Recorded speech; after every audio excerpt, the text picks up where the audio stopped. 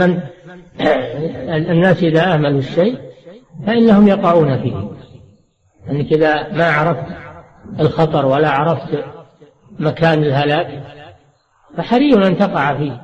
فإذا الناس نسوا الكلام في الشرك وتفاصيله ومعرفته وقعوا فيه، لا سيما والدعاة إليه نشطون، والشرك موجود ويشجع من قبل أهله ومن قبل الكفار.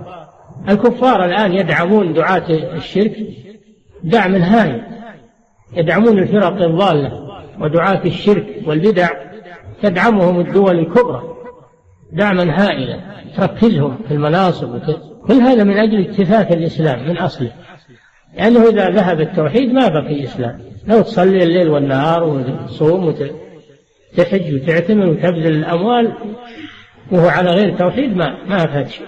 فهذا من مكايد الكفار بنا الآن، يدعمون دعاة الشرك وفرق الضلال